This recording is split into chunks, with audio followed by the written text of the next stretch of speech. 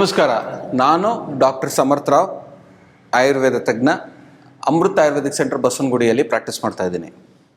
ಹೋದ ಸಂಚಿಕೆಯಲ್ಲಿ ಗಂಡೂಷ ಕವಳ ಎಣ್ಣೆಯಲ್ಲಿ ಮಾಡೋದ ವಿಚಾರ ನಾನು ತಿಳಿಸ್ಕೊಟ್ಟೆ.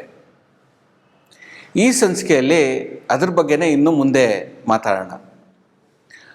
ಆಯಿಲ್ ಪುಲ್ಲಿಂಗ್ ಅಭ್ಯಾಸ ಮಾಡಿ, ಸಣ್ಣ ವಯಸ್ಸು ಮಕ್ಕಳಿಂದಾನೇ ಅದನ್ನು ಇನ್ಕಲ್ಕೇಟ್ ಮಾಡ್ಕೊಂಬಿಡಿ.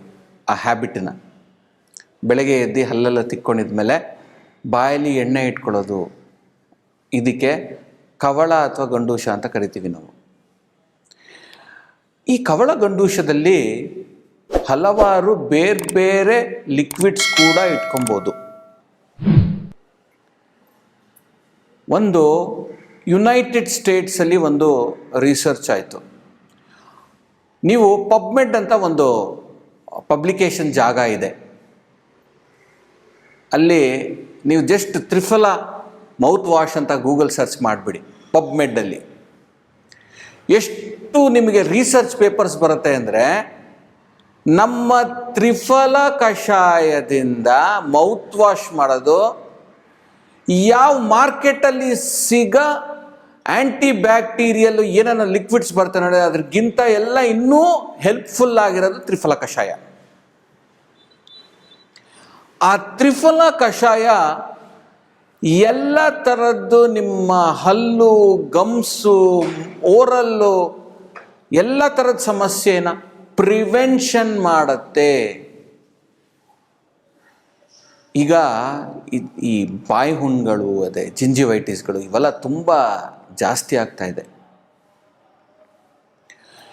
ಈ ತ್ರಿಫಲ ಕಷಾಯದಲ್ಲಿ ನೀವು ಬಾಯಿ ಮುಕ್ಕುಳಿಸ್ಕೊಳ್ಳೋದು, ತ್ರಿಫಲ ಕಷಾಯದ ಗಂಡೂಷ ಸುಮ್ಮನೆ ಬಾಯಲ್ಲಿ ಇಟ್ಕೊಂಡಿರೋದು ಅಭ್ಯಾಸ ಮಾಡ್ಕೊಂಬಂದರೆ, ಈ ನಮ್ಮ ದೇಶದ ಆಯುರ್ವೇದದ್ದು ಮೆನ್ಷನ್ ಮಾಡ್ತಾ ಇರೋದು ತ್ರಿಫಲ ಕಷಾಯ ಸಾಕಷ್ಟು ರ್ಯಾಂಡಮೈಸ್ಡ್ ಕಂಟ್ರೋಲ್ ಟ್ರಯಲ್ ಆಗಿದೆ. ಈ ಮೌತ್ ವಾಷಸ್ಗಿಂತ ಇದೇ ಶ್ರೇಷ್ಠ. ಹೆಂಗೆ ಮಾಡ್ಕೊಳ್ಳೋದು ಮನೆಯಲ್ಲಿ? ಒಂದು 2-3 ಸ್ಪೂನು ತ್ರಿಫಲ ಚೂರ್ಣ ತಗೊಂಡು 1 ಲೀಟರ್ ನೀರಿಗೆ ಹಾಕಿ ಅದನ್ನು ಚೆನ್ನಾಗಿ ಕುದಿಸಿ, ಅದು ಕುದಿತಾ ಕುದಿತಾ ಕುದಿತಾ ಕುದಿತಾ 1/4 ಭಾಗಕ್ಕಾಗತ್ತೆ. ಸೊ 1 ಲೀಟರ್ ಇರೋದು 250 ml ಇಳಿಸಿ, ಅದನ್ನು ಒಂದು ಬಾಟ್ಲಲ್ಲಿ ಸ್ಟೋರ್ ಮಾಡಿ ಮನೇಲಿರೋರೆಲ್ಲ ಅದನ್ನು ಉಪಯೋಗಿಸಿ ಮೌತ್ ವಾಶ್ ಆಗಿ ದಿವ್ಸಕ್ಕೆ 1 ಸಲ ಮಾಡಿ. ನೀವು 2 ಸಲ ಮಾಡ್ತೀರಾ ಅಂದರೆ ಅತ್ಯುತ್ತಮ. ಈ ತ್ರಿಫಲ ಕಷಾಯದ್ದು ಮೌತ್ ವಾಶು ನೀವು ಬೆಳಗ್ಗೆ ಹೊತ್ತು ಎದ್ದಾಗ ಮಾಡ್ಕೊತಾ ಬಂದರೆ ಯಾವ ಥರದ್ದು ಬಾಯಿ ಹುಣ್ಣುಗಳು ಬರಲ್ಲ, ಯಾವ ಥರದ್ದು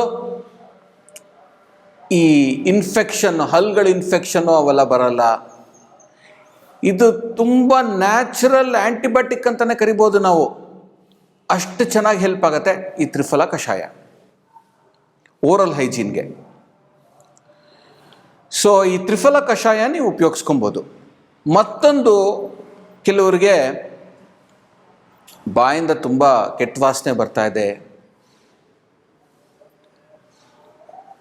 ಧಾನ್ಯ ಅಂದರೆ ಇದು ಬರುತ್ತೆ ನೋಡಿ, ಕೋರಿಯಾಂಡರ್ ಸೀಡ್ಸ್ ಬರುತ್ತೆ ನೋಡಿ, ಧನಿಯಾ ಪುಡಿ, ಧನ್ಯ ಅಂತ ತೊಗೊಂಡು ಧಾನ್ಯದ್ದು ಹಿಮ ಮಾಡ್ಕೊಂಬಿಡಿ, ಅಥವಾ ಅದರದ್ದೇ ಕಷಾಯ ಮಾಡ್ಕೊಳ್ಳಿ.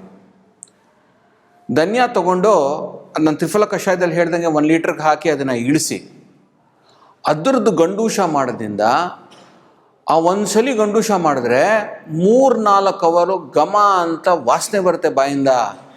ಆ ಕೆಟ್ಟ ವಾಸನೆ ಎಲ್ಲ ಹೊಟ್ಟೋಗುತ್ತೆ. ಇದ್ರದ್ದು ಗಂಡೂಷ ಕೂಡ ಮಾಡ್ಕೊಬೋದು. ನಿಮ್ಮ ಜೀವನದಲ್ಲಿ ನೀವೇನಾರು ನಾನು ನ್ಯಾಚುರಲ್ಲು ಕೆಮಿಕಲ್ ಫ್ರೀ ಲೈಫು ನಾನು ಮಾಡಬೇಕು, ಆರ್ಗ್ಯಾನಿಕ್ಕಾಗಿ ನನ್ನ ಜೀವನ ಮಾಡಬೇಕು ಅಂದರೆ ನೀವು ಹಲ್ಲು ಓರಲ್ ಹೈಜೀನಿಂದ ಶುರು ಮಾಡ್ಕೊಳ್ಳಿ. ನೀವು ಬೇರೆ ಎಲ್ಲ ಕ್ಲೀನಾಗಿ ಲೈನಾಗಿ ಸಾಧನೆ ಮಾಡ್ಕೊಂಡು ಹೊರಟೋಗ್ತೀರ. ಕೆಲವರಿಗೆ ತುಂಬ ಹೀಟ್ ಆಗ್ತಾಯಿದ್ದು ಅಂದರೆ ಹಾಲಿಂದ ಬಾಯಿ ಮುಕ್ಕಳಿಸ್ಕೊಳ್ಳಿ. ಹಾಲನ್ನು ಬಾಯಲ್ಲಿ ಇಟ್ಕೊಂಡು ಗಂಡೂಷ ಮಾಡಿ. ಇದರಿಂದ ಏನಾಗುತ್ತೆ ಅಂದರೆ ಈ ಪಿತ್ತದ ಸಮಸ್ಯೆಗಳೆಲ್ಲ ಕಮ್ಮಿ ಆಗುತ್ತೆ. ಸೊ ಕವಳ ಗಂಡೂಷ, ಆಯಿಲ್ ಪುಲ್ಲಿಂಗು ಇವನ್ನೆಲ್ಲ ಒಳ್ಳೆ ಚೆನ್ನಾಗಿ ಅಭ್ಯಾಸ ಮಾಡ್ಕೊಬೋದು. ನಿಮಗೇನಾದ್ರು ತುಂಬ